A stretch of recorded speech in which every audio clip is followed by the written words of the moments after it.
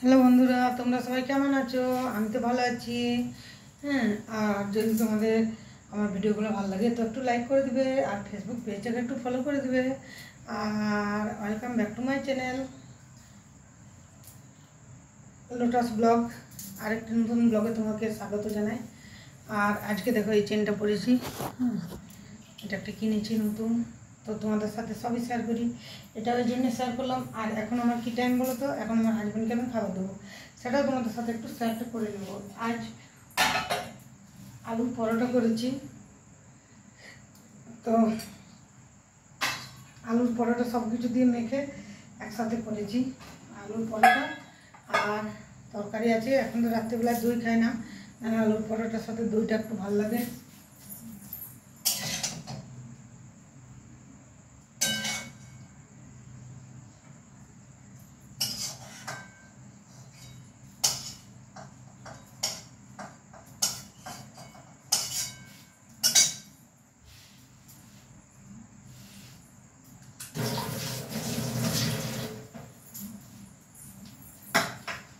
আলুর পরোটার সাথে দই শসা দিয়ে একটা রায়তা করলে খুব ভালো লাগে। কিন্তু দই রাত্রেবেলা তো আমার হাজব্যান্ড দই খায় না রাত্রেবেলা, ওর এমনিতে হাঁচির প্রবলেম আছে, তাহলে আমার দইটা তো ঠান্ডা জিনিস, ওই জন্য রাত্রেবেলা খাইনি।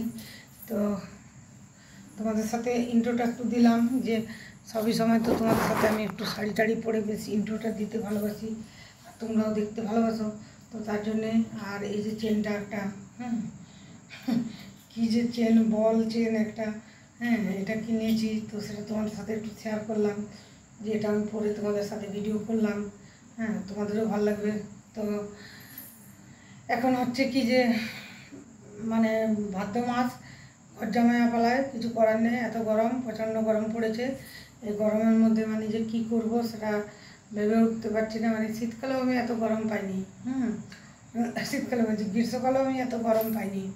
কিন্তু এখনের যা গরম না, সত্যি মারাত্মক গরম, মানে ভাবাই যাচ্ছে না। মানে রাত্রেবেলায় রান্না করতে ইচ্ছে যায় না। আমি তো সকালেও সন্ধ্যা করে নিয়েছি, তো পুরুষ তো অনেক ঝামেলা করেছে রান্নাটা করার সময়, তার কারণ ও আটা মাখা অনেক নষ্ট করে দিয়েছে। তা সত্ত্বেও আমি বলি তখনই করবো, তার কারণ ওর বাবা সন্ধ্যের অনেক পরে ঘরে এসছে, তো সেই জন্যে যাই হোক, মোটামুটি রান্নাটা কমপ্লিট করতে পেরেছি। এই দেখো বন্ধুরা, ভেন্ডির তরকারি আর আলুর পরোটা, এই হচ্ছে আমার হাজব্যান্ডের নাইটের ডিনার। আর আমার হচ্ছে চপ আর মুড়ি।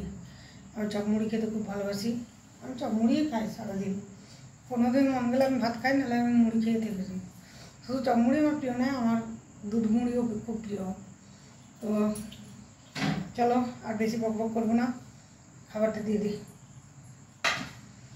আর তোমরাও চলো দেখতে থাকো আমি কি কি করেছি সকাল থেকে। আজকে আমি যেটা বানাবো সেটা হলো অত্যন্ত সহজ ইনস্ট্যান্ট আলু পরোটা।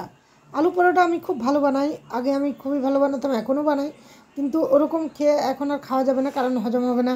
আলুটা কষিয়ে ভালো করে বেশ পুর করে তার ভিতরে ময়দার ভিতরে দিয়ে, ওরকম আজকাল আর হজম হবে না, কারণ বয়সটা দিন দিন বাড়ছে, কমে তো নেই, আর তো তেল রিচ খাওয়া চলবে না। তো আলুটাকে আমি সেদ্ধ করে নিয়েছি, সেদ্ধ করে পরে এটার উপরে নুন দিয়ে দিয়েছি। আর এদিকে একটা যে পেঁয়াজ, কাঁচা লঙ্কা কুচি, আর ধনে পাতা কুচি, আর একটু জিরে গুঁড়ো, আর একটু লঙ্কা গুঁড়ো, আর একটু কাঁচা তেল দিয়ে এটা একটু মেখে ওই আলুটার মধ্যে দিয়ে দেবো। তাহলে কী হবে, পরোটার ভিতরটা বেশ নরম বা মুচমুচে থাকবে, খেতেও সুস্বাদু হবে এবং হয়ও এটা সুস্বাদু। এখন আমি এরকম ইনস্ট্যান্ট আলু পরোটা করি। আমি এখন আলুর পরোটা এরকম অতি মানে শৌখিন সুন্দরভাবে করতে যাই না, তার কারণ নিজেরই হজম হয় না, আমি দেখেছি পরে পেটে ব্যথা হয়।